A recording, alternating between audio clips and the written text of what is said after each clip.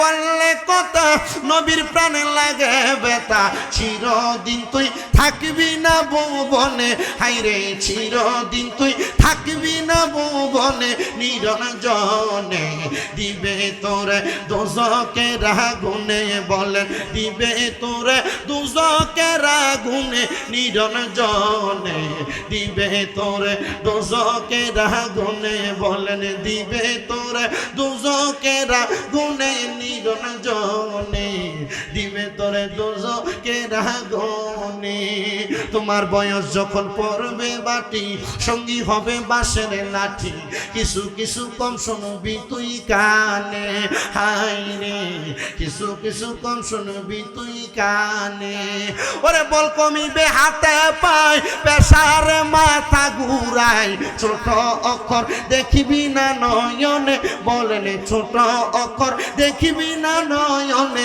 নিরঞ্জনে দিবে তোরে দোজকের আগুনে মুসলমান দোজকের আগুনকে ভয় করলে মৃত ব্যক্তির জন্য জানাজার পরে দোয়া করবা দোয়া করে তারা দাফন করে আবার দোয়া করবা যদি সম্ভব হয় ওই মৃত ব্যক্তির কবরের সামনে তালকিন প্রদান করবা মুসলমান আমার নবী যখন দোয়া করলেন ওই সাহাবাই কারামকে নিয়ে মসজিদে গামামার ভিতরে 2 রাকাত নামাজ পড়লেন একসাথে দোয়া করলেন আল্লাহ এরা বৃষ্টি চায় আপনি বৃষ্টি প্রদান করেন একটানা 7 দিন মদিনার এলাকার মধ্যে বৃষ্টি বর্ষণ হয়েছে আমার নবীকে নিয়ে যখন সাহাবাই কেরাম দোয়া করে সাথে সাথে আমার আল্লাহ তাআলা দোয়াটা কবুল করেছে এ আমার নসরতপুরের মানুষ এ হবিগঞ্জের এই পশ্চিম নসরতপুরের জান্নাতের বাগানের বাবারা শুনো ওই মদিনার মসজিদে গামামার মধ্যে আমার নবী ঈদের নামাজ আদায় করেছে শুধু তাই না আমার নবী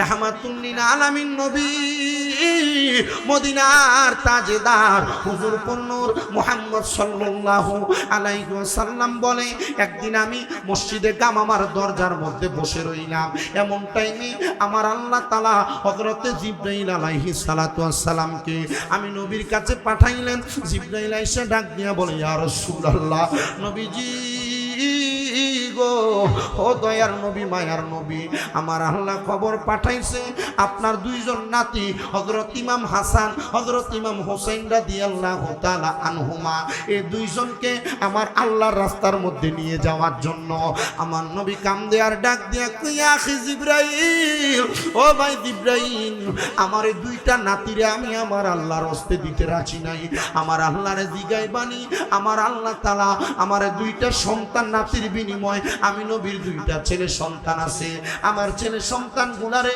যেন আমার আল্লাহ তাআলা নিয়ে যায় বন্ধুরে ও মুসলমান ইমানদারেরা মুমিন মুসলমানের দলেরা একটু মনোযোগ লাগায়া শোনো অন্তরের কান লাগায়া আমার নবী শুধু বলছে জিবরাইল আল্লাহর জিগাও আমার 2টা নাতি ছাড়া আমার 2টা ছেলেরে আল্লাহর হস্তে নিয়ে যাবেনি আল্লাহ কই জিবরাইল আমার বন্ধু যেটা ইচ্ছা করেছে আমার বন্ধুর ইচ্ছাটারে তুমি কায়েম করো কারণ আমার নবীর প্রত্যেকটা কর্ম আমরা উম্মত এটা ধর্ম হিসেবে পাইছি মুসলমান রে আমার নবীজি যখন বলছে আল্লাহ আমার 2টা নাতিরে নিও না আমার 2টা সন্তানরে নিয়ে যাও আল্লাহ দোয়া কবুল করেছে দোয়া কবুল কইরা নবীজির 2 জন সন্তানকে আল্লাহর রাস্তায় নিয়ে চলে গেছে কিন্তু আর কিছুদিন পরে আমার দয়াল নবী রাহমাতুল লিল আলামিন নবীজি শীতের সকালবেলা মসজিদে নববীতে ফজরের নামাজ পড়ে সোমবার দিন নবীজি রওনা করলেন মদিনা শরীফের বর্তমান 310 নম্বর গেট থেকে ডান দিকে হাইটা সামনের দিকে 15 মিনিট হাঁটলে একটা মসজিদ আছে যে মসজিদের নাম হলো মসজিদে কোবা যে কোবা মসজিদে মাত্র 2 রাকাত নামাজ আদায় করলে একটা উমরা হজের সওয়াব পাওয়া যায় আপনাদের মনে হয় কষ্ট হচ্ছে ওয়াজ মনে হয় বুঝতেছেন না আমার খুব কষ্ট হইতেছে আমি যে আসছি দূর থেকে কথা যে বলতেছি আপনারা কি ওয়াজ বুঝা সুপ আছেন না না বুঝা সুপ আছেন এটা বুঝতেছি বুঝা সুপ থাকলে বালা আর না বুঝা সুপ থাকলে কষ্ট তো যদি বুঝা সুপ থেকে থাকেন ওয়াজ এতটুক কাজে লাগবে যে আমাদের ঈমান আকীদা দুরুস্ত হবে কথা বলেন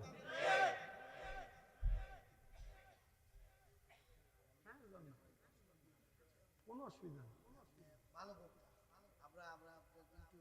মানে আপনি যাবেন ঘরে জি যান কোনো অসুবিধা নেই যান হ্যাঁ ঠিক আছে যান ঠিক আছে, আল্লাহ কবুল করুন।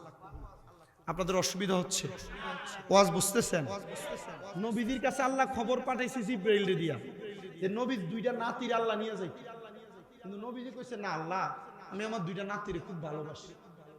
আল্লাহ আপনি আমার তো দুইটা ছেলে আছে, এই দুইটা ছেলেরে নিয়ে যায়। আল্লাহ কইছে নবীর মুখ দিয়া যা বাইর হইছে এডুই কথা, মারহাবা কোন। আল্লাহ কইছে জিব্রাইল ঠিক আছে, আজরাইলকে হুকুম করো নবীর দুইটা ছেলেরে নিয়ে আসুক। নবী দুইটা ছেলেকে নিয়ে গেছেন আল্লাহ। এর কিছুদিন পরে আমার নবীর কাছে হযরত জিব্রাইল আমিন আগমন করেন নাই, করবেন। নবী রাহমাতুল লিল আলামিন, নবী মদিনার তাজেদার হুজুরপুর নূর মুহাম্মদ মুস্তাফা আহমদ মুস্তাফা সাল্লাল্লাহু আলাইহি ওয়াসাল্লাম নবী রওনা করলেন মসজিদে কুবার দিকে। নবী আমার যখন মসজিদে কুবার দিকে রওনা করেন, ওই কুবা মসজিদ এবং মদিনাতুল মুনাওয়ারার মাঝ বরাবর একটা ঘর আছে, মাটির ঘর, যে ঘরটাকে বর্তমান সৌদি সরকার এটাকে সুন্দর করে ব্যারিকেড দিয়ে রাখছি। এই ঘরটা হলো খাতুনে জান্নাত মা ফাতেমাতুজ জহরা রাদিয়াল্লাহু তাআলা আনহার ঘর, মারহাবা কোন। তবে আমি যখন গিয়েছিলাম দেখলাম সেখানে কিছু বাংলাদেশি কাজ করতেছে, সাফাইয়ের কাজ। আমি বললাম দেশ না একটু কইলা, যে ঘরের মধ্যে আহলে বায়াত ঘুমাইছে এই ঘরের ধুলাবালিগুলো আমি আমার মুখে লাগাইতাম, কইলা দেওয়ার পর মুখে ডলা দিলাম। এটার পাশে আলী আদালতে আলী আছে, যে জায়গায় হযরত মাওলা আলী বিচার করতেন, এটার মধ্যে প্রবেশ করে সালাম দিলাম, দোয়া করলাম। এটার পাশে হযরত ইমাম হাসান আর হোসেন যে ঘরে খেলাধুলা করতেন, এই ঘরটার মধ্যে আমি নিজে প্রবেশ করে একটু ওই মাটিগুলা গায়ে লাগাইছি। মুসলমান গো, আমার দয়াল নবী রাহমাতুল লিল আলামিন নবীজি যখন মসজিদে কুবায় প্রতি সোমবারে যাইতেন, নবীজি আমার সোমবার শীতে সকালবেলা যখন রওনা করলেন, যাওয়ার সময় আমার নবীজির মনের মধ্যে নবীর কন্যার জন্য একটু মায়া লাগলো।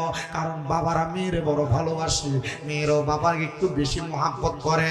নবী আমার যখন খাতুনে জান্নাত মা ফাতেমার কথা মনে পড়লো, কারণ নবীর তো মনেই পড়বে, কারণ খাতুনে জান্নাত নবীর উম্মতের যত মহিলা আছে তাদেরকে জান্নাতে নিয়ে যাবে। কেন কেন খাতুনে জান্নাত মা ফাতেমা ওই জান্নাতের মহিলাদের সরদারিনী। ওরে এক নাম তোমার ফাতেমা, আর কে নাম বোতল বলো।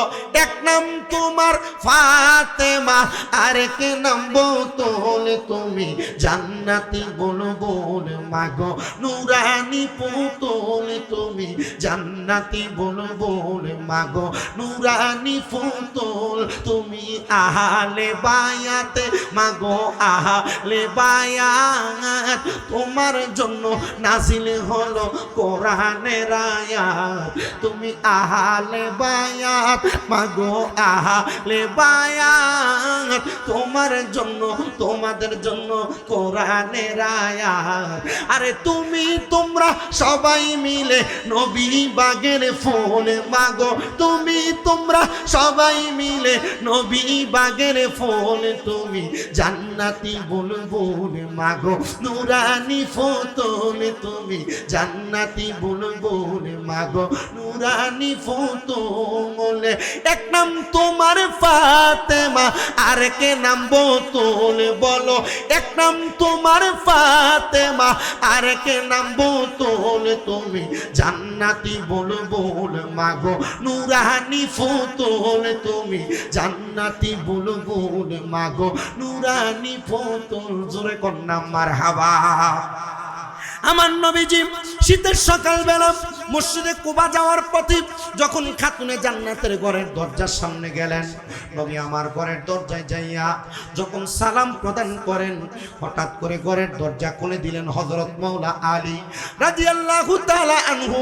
নবী আমার ঘরের দরজা খুলে ডাইরেক্ট খাতুনে জান্নাতের ঘরের মধ্যে প্রবেশ করলেন।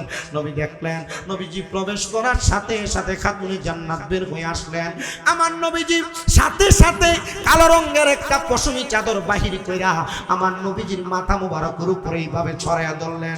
ডাক দিয়া বললেন, ওগো ফাতেমা, ওগো হযরত আলী, আপনারা দুইজন আমার চাদরের নিচে প্রবেশ করেন।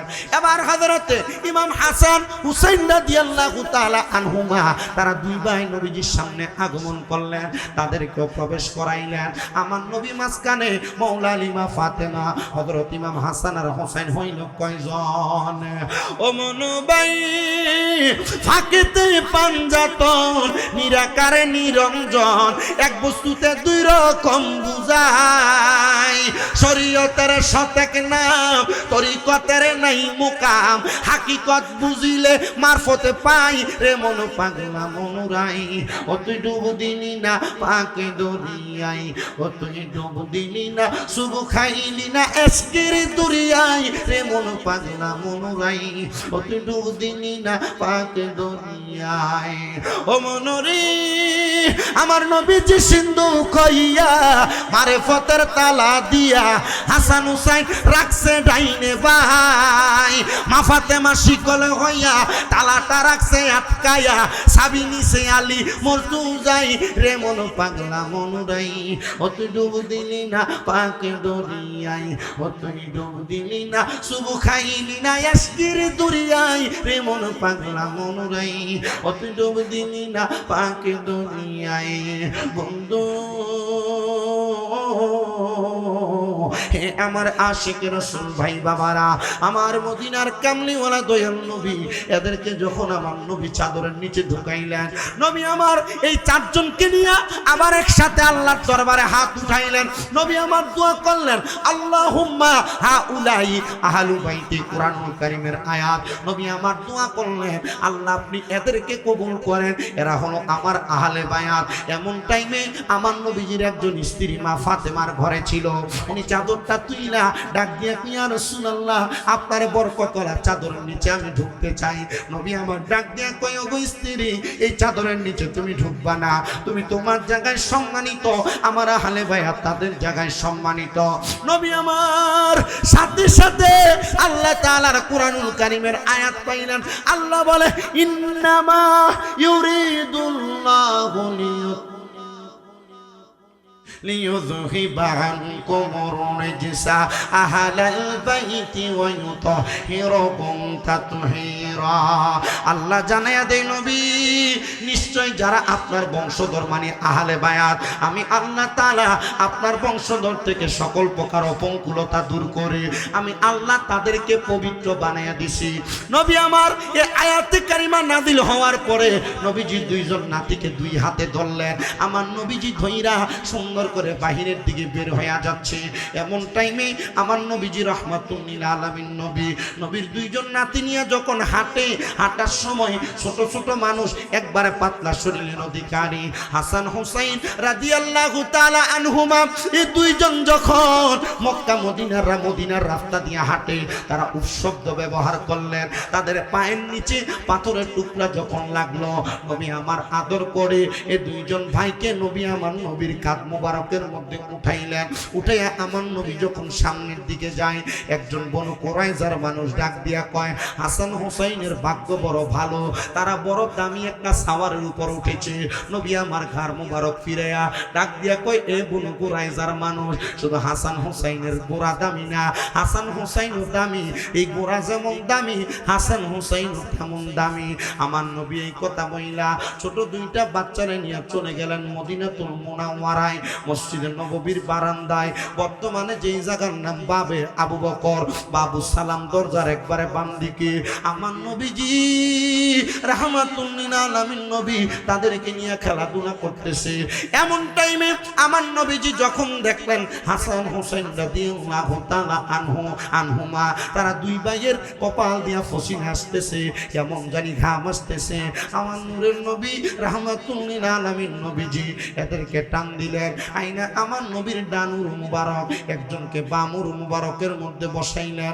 আমার নবী এদেরকে বসাইয়া নবী আমার তাদেরকে যখন মুছে দিতেছে, এমন টাইমে আল্লাহর ফেরেশতা মুআল্লিমুল মালাইকা হযরত জিবরাইল আমিন আগমন করলেন। জিবরাইল আগমন কইরা আমার দয়াল নবীর কাছে কি যেন বললেন। নবী আমার কান্না করতে লাগলেন। ওই দিক দিয়া খাতুনে জান্নাত মা ফাতেমা, যিনি জান্নাতের মহিলাদের সরদারিনী, হাসান হুসাইনকে না পায়া উনি দৌড়ায়া মদিনার দিকে রওনা করেছে। বন্ধুরে, আমি আমার মা বোনদের উদ্দেশ্যে একটু কথা বলে দিয়ে যাই। আলোচনার প্রারম্ভিকায় যা বলেছি তাও মানবে। আর একটা কথা বলি মা, যদি আপনারা জান্নাতি হতে চান, মা ফাতেমার সাথে জান্নাতে যাইতে চান, তাহলে 5 ওয়াক্ত নামাজ আদায় করবেন, পর্দা করবেন, স্বামীর কথা শুনবেন। কখনো আপনি আপনার 2 রানের মধ্যবর্তী জায়গা এবং আপনি আপনার 2 চোয়ালের মধ্যবর্তী জায়গার সীমা লঙ্ঘন করবেন না। দেখবেন গো আপনি জান্নাতে যাবেন, কারণ আপনারা জান্নাতে নেওয়ার জন্য খাতুনে জান্নাত মা ফাতেমা একাই যথেষ্ট। খাতুনে জান্নাত মা গো, খাতুনে জান্নাত মা গো ফাতেমা আমার, এ বিশ্ব জগৎ মাগো করিবেন উদ্ধার বলো, এ বিশ্ব জগৎ মাগো করিলেন উজার। বলেন খাতুন জান্নাত মাগো, খাতুন জান্নাত ফাতেমা আমার, এ বিশ্ব জগৎ মাগো করিলেন উজার, এ বিশ্ব জগৎ মাগো করিলেন উজার। তুমি নবী নন্দিনী, হাসান হুসাইনের জানের জিগার, ফাতেমা জননী। তুমি নবী নন্দিনী, হাসান হুসাইনের জানের জিগার, ফাতেমা জননী। জান্নাতের নারীদের সরদার, জান্নাতের নারীদের সরদার বলছেন নবীজি, এ বিশ্ব জগৎ মাগো করিলেন উজার। বলো খাতুনে জান্নাত মাগো, খাতুনে জান্নাত মাগো ফাতেমা আমার, এ বিশ্ব জগৎ মাগো করিবেন উজার, এ বিশ্ব জগৎ মাগো করিলেন উজার। নবীজির উম্মতের লাগি 2 সন্তানকে জেনে বুঝে করলেন কুরবানি। নবীর উম্মতের লাগি 2 সন্তানকে জেনে তিনি করলেন কুরবানি। তারাও জান্নাতের যুবকের সরদার, আমরা যে জানি, এ বিশ্ব জগৎ মাগো করিলেন উজার। বলো খাতুনে জান্নাত, কয় না রে জোরে রে, খাতুনে জান্নাত ফাতেমা আমার, এ বিশ্ব জগৎ মাগো করিবেন উদ্ধার, এ বিশ্ব জগৎ মাগো করিলেন উজার। আমার পশ্চিম নসরতপুরের জ্ঞানী গুণী ভাই বাবারা, পর্দার অন্তরালের মা বোনেরা, খাতুনে জান্নাত মদিনাতুল মুনাওয়ারার সামনে চলে আসছে। বর্তমান যেই মদিনা ওয়াল দিয়া এত সুন্দর বড় বড় করা, আগের মদিনা এমন ছিল না, একবারে খোলামেলা ছিল। খেজুর গাছের ডাল দিয়া দিয়া মদিনার চারদিকে কোন রকম একটু ঢাকনা দেওয়া ছিল। খাতুনে জান্নাত মসজিদ নববীর বাহিরে দাঁড়ানো, দাঁড়ায়া দাঁড়ায়া দেখতেছে আমার আমার নবীজি নবীর দুইটা নাতির নিয়ে বড় আনন্দে, কিন্তু আমার নবীর চোখ মুবারক গুলা দিয়া বায়া বায়া পানি পড়তেছে। নবী আমার যখন চোখ মুবারকের পানিগুলা পড়তেছে, এমন টাইমে আমার রাহমাতুল আলামিন নবীজির কলিজার টুকরা বড় নাতি হযরত ইমাম হাসানের ঠোঁট মুবারকের মধ্যে চুমা দিতেছে। কোন জায়গায়? আস্তে কোন জায়গায়?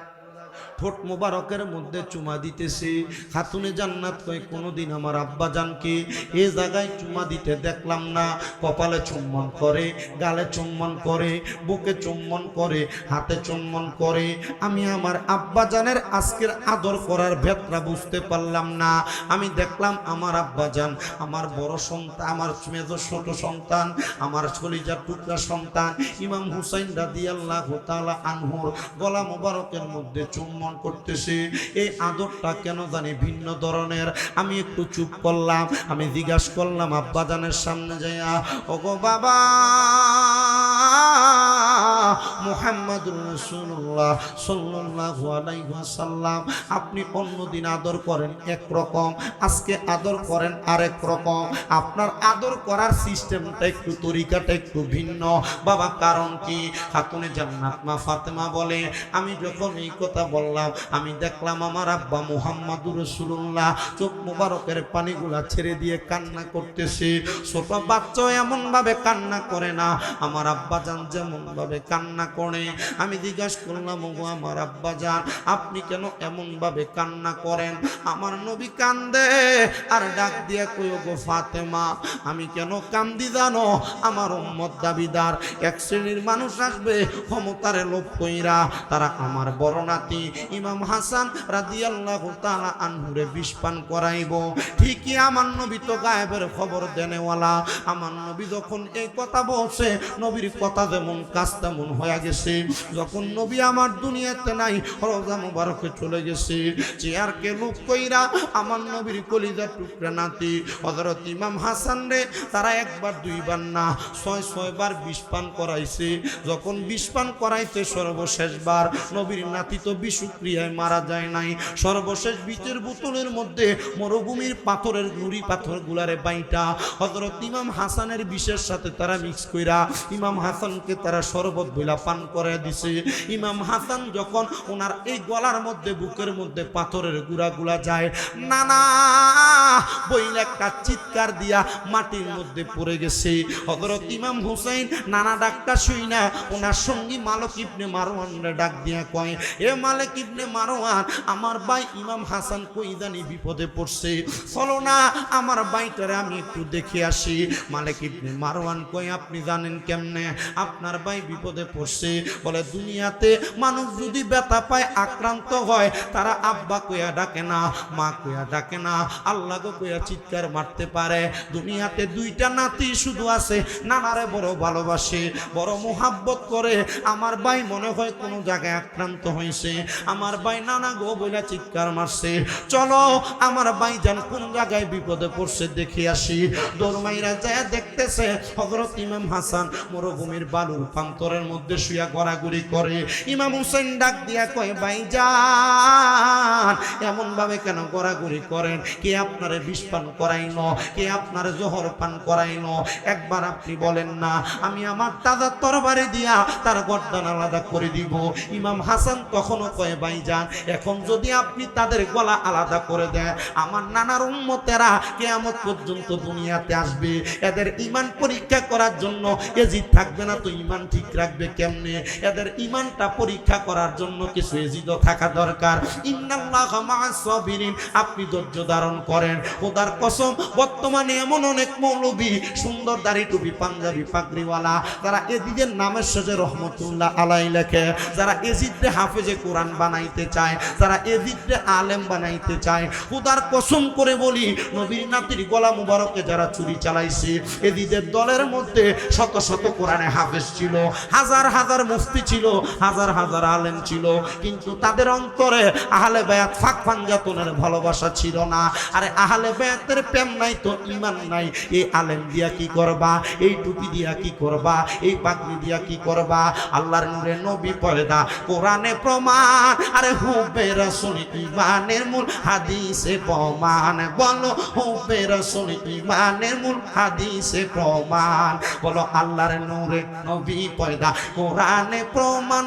বলো আল্লাহর নূরে নবী পয়দা, কোরআনে প্রমাণ। হুব্বে রাসূল ঈমানের মূল, হাদিসে প্রমাণ। আরে দয়াল নবীজির প্রেমে কান্দে না যার প্রাণ। বলো দয়াল নবীজির প্রেমে কান্দে না যার প্রাণ। শুধু টুপি দাড়ি পাগড়ি দ্বারা হয় না মুসলমান। মসজিদের মিম্বরে দাঁড়ায় কোনো বিমান লম্বা পাঞ্জাবি, মসজিদের মিম্বরে দাঁড়ায় কোনো বীরে সালাম দেওয়া যাবে না। লম্বা ফাগরি এক ইয়াজিদের নামে শেষে রহমতুল্লাহ আলাইহি। এজন্য কয় দয়াল কান্দে না যার প্রাণ। বলো দয়াল নবীজির প্রেমে কান্দে না যার প্রাণ। শুধু টুপি দাড়ি পাগড়ি দ্বারা হয় না মুসলমান। শুধু টুপি দাড়ি পাগড়ি দ্বারা হয় না মুসলমান। হাইরে আল্লাহর নূরে নবী পয়দা, কোরআনে প্রমাণ। বলো আল্লাহর নূরে নবী পয়দা, কোরআনে প্রমাণ। হুব্বে রাসূল ঈমানের মূল, হাদিসে প্রমাণ। বলো হুব্বে রাসূল ঈমানের মূল, হাদিসে বয়ান। এ প্রিয় মুসলমান, ইমাম হাসানকে বারবার বলা হয় কে বিষ পান করাইলো। উনি তাদের নাম বলে না, শুধু আমাদের ঈমানটারে পরীক্ষা করার জন্য এই কথাটারও একজন আশিক সুরে সুরে লেখে। আরে ও ভাই কহে একেবার শুনি, আরে কে তোমারে খাওয়াইলো জহর, নবীজির পরা নীরে। বাইরে আমার সোনার চন্দ্রমণি। বলেন ও ভাই ওহে কেবার শুনি, আরে কে তোমারে খাওয়াইলো জহর, নবীজির পরা নীরে। হে বাইরে আমার সোনার চন্দ্রমণি। আকাশ কান্দে বাতাস কান্দে, কান্দে দরিয়ার পানি। ওরে দুই পুত্র হারাইয়া কান্দে, জান্নাতে ফাতেমা জননী রে। বাইরে আমার সোনার চন্দ্রমণি। আল্লাহ বলে ও জিবরাইল যাও না রে চলিয়া, ওরে ৭০,০০০ ফেরেশতা আনো জানাজার লাগি ইয়ারে। বাইরে আমার সোনার চন্দ্রমণি। ছোট ভাই কই বড় ভাই রে, ও ভাই কেমনে যাও চলিয়া, আজকে থেকে গেলাম গো আমি বাইহারা হইয়া রে। বাইরে আমার সোনার চন্দ্রমণি।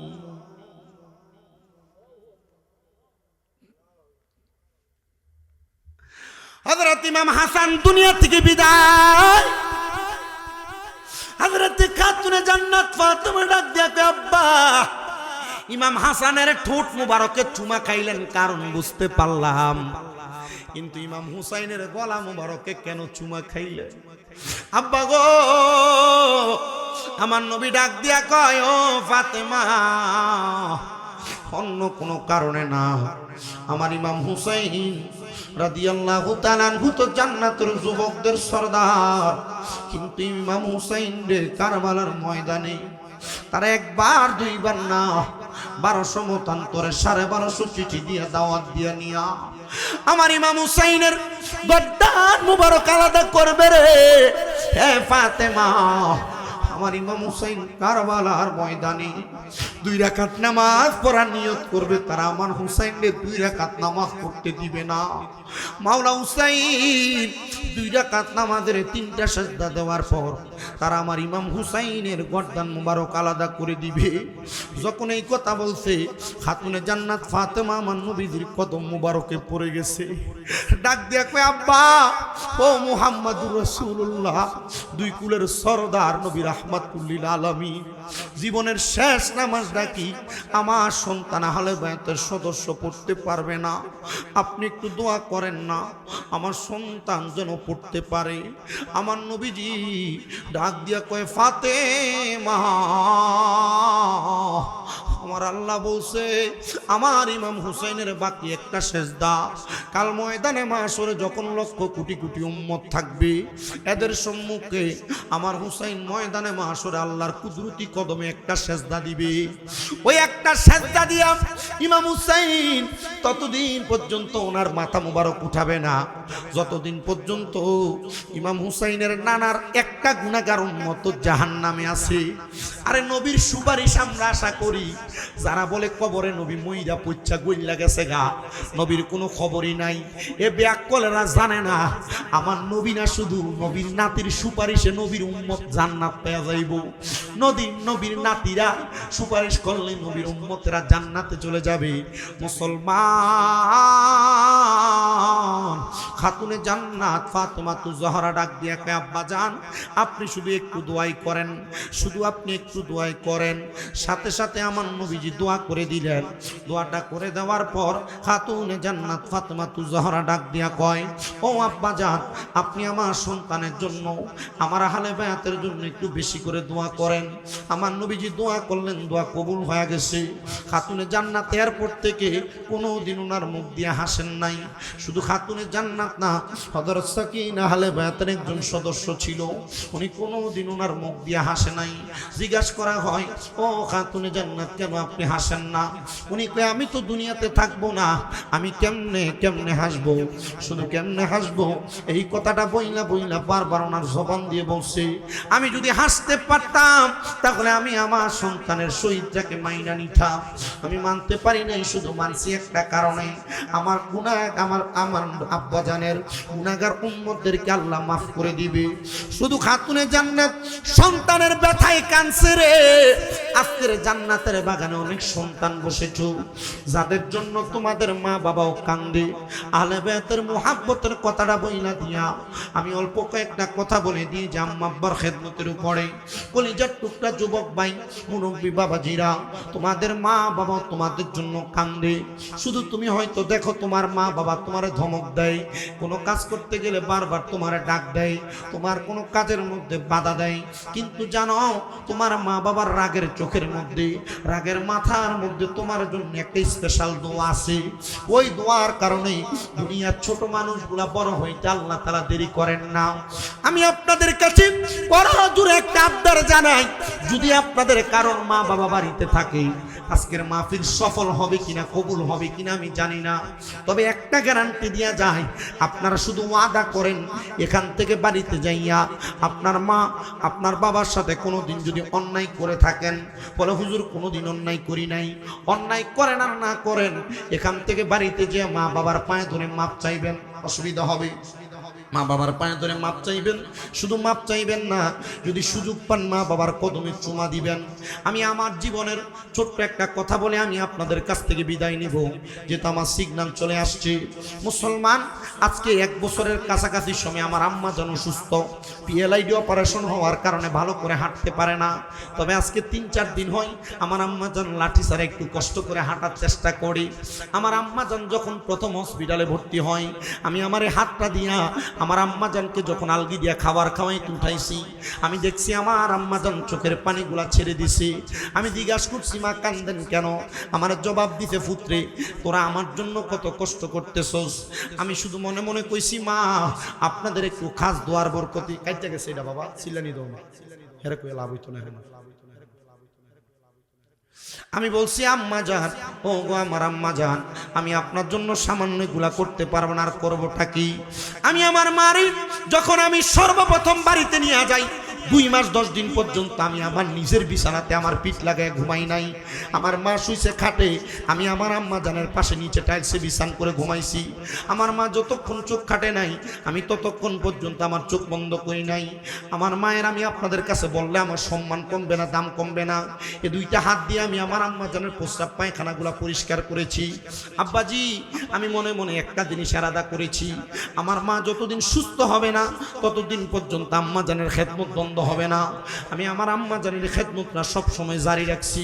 তবে একটা কথা বলে যাই, আমি যে জায়গায় আলেম হয়ে আপনাদের সামনে বসেছি, কামেল পরীক্ষা দিয়েছি ফিকাতে, আমার আগের বক্তা লোকমান হোসেন তাহিরি বলে গেছে একসাথে পরীক্ষা দিয়েছি ফিকাতে। ও মুসলমান ইমানদারেরা, আমি আমার এলেমের জোর দিয়ে ওয়াজ করি না।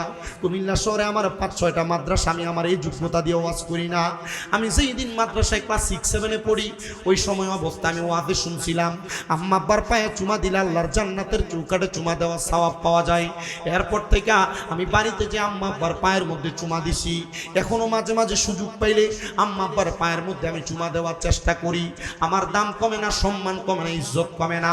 আজকের মাহফিল কবুল হবে কিনা এটার গ্যারান্টি কেউ দিবে কিনা আমি জানি না, তবে একটা গ্যারান্টি দেওয়া যায়, আগামীকালকে যদি শোনো শামীম ব্রাদার ওয়াশিন এলাকার কোনো মুরব্বীরা দোকানে বলতেছে, হ্যাঁ আমার সন্তান বাড়িতে যে আমি বাপের পায়ে ধরে মাপ চাইছে, চুমা খাইছে, মনে করবা মাহফিল আল্লাহর দরবারে কবুল হয়ে গেছে। কোনো মহিলা বলতেছে, হ্যাঁ আমার সন্তান আমার পায়ে ধরে মাপ চাইছে, মনে করবা কবুল হয়ে গেছে। দুনিয়ার টাকা পয়সা দম দৌলতের মালিক হইলে শান্তি পাওয়া যায় না, একমাত্র আম্মা আব্বার কদমের কাছে ছোট হইলে শান্তি পাওয়া যায়। যদি শান্তি তালাশ করতে চাও, আম্মা আব্বার কদমের কাছে ছোট হয়ে যাও। আরেকটা কথা বলি রে মুসলমানেরা, অনেকে চিন্তা করে হুজুর যাদের বাড়িতে আব্বা আছে তারা বাড়িতে যাই আব্বার পায়ে ধরে মাপ চাইবো, আমার তো আব্বা নাই, আমি কার পায়ে ধরে মাপ চাইবো? হুজুর যাদের বাড়িতে মা আছে তারা বাড়িতে যাই মার পায়ে ধরে মাপ চাইব, আমার তো মা নাই, আমি কার পায়ে ধরে মাপ চাইব? এই সন্তানের দল আম্মা আব্বা যদি দুনিয়াতে না থাকে, আজকের মাহফিলের আখিরি মুনাজাতের মাধ্যমে একটা দোয়া করবা, আল্লাহ যেন তোমার মা বাপরে মাফ করে দেয়। আমার নবী বলেন, দুনিয়াতে কোনো সন্তানের মা বাপ মারা যাওয়ার পরে ওই সন্তান যদি রব্বির হামহুমা কামা রব্বায়ানি সগীরা বলে দোয়া করে চোখের মনি কোঠায় একটা মাছির মাথা পরিমাণ পানি ছেড়ে দেয়, ওই পানি মাটিতে পড়ার আগে আমার আল্লাহ তাআলা তার মা বাবার জীবনের গুনাহ মাফ করে দেয়। জানি না কার মা নাই, কার বাবা নাই, এখান থেকে বাড়িতে যা কে কার মা বাবার মুখ দেখবার কে দেখবা না। আমি শুধু একটা সন্তান চাইবো, যে এই সন্তানটা শুধু হাতটা তুলে বলবে, হুজুর আমার মা নাই, আমার বাবা নাই, আমি মাপ চাওয়ার মতো কোনো সুযোগ নাই। একটা ঈদুল ফিতর চলে গেছে, সামনে ঈদুল আজহা আসতেছে, আমার মা বাবা বড় কষ্ট করে আমার মানুষ করছে, আমার কোরবানির একটু গোশত খাওয়াইতে পারে নাই, মানুষের বাস থেকে চাইয়া চাই না আমার মা বাপ খাওয়াইছে। হুজুর এখন আমি 1-2-3 লাখ টাকা দিয়ে কোরবানি দেই, আমার মা বাবার মুখে একটা গরুর গোশত আমি তুইলা দিতে পারি না, দিব কেমনি? আমার মা বাবা কবরে। পশ্চিম নসরতপুরের বাবারা, মা বাপ যদি বাইচা থাকতো, মা বাপরে যদি তুমি খাওয়াইতা, তুমি যদি প্রতি মাসে 2000 টাকা করে মা বাবার খাওয়ান খোরাক দিতা, 12 মাসে 24,000 টাকা খরচ লাগতো। তুমি যদি তোমার মা বাবারে প্রতি মাসে 1000 টাকা করে হাত খরচের টাকা দিতা, 12 মাসে 12,000 টাকা লাগতো। ঈদের দিনেই তুমি তোমার মা বাপরে ভালো কোনো জামা কাপড় পরাইতে পারো নাই, মা বাপ কবরে। যদি তুমি প্রতি বছর মা বাপরে জামা কাপড় কিনা দিতা, 2-3 হাজার টাকা কি বছরে লাগতো না?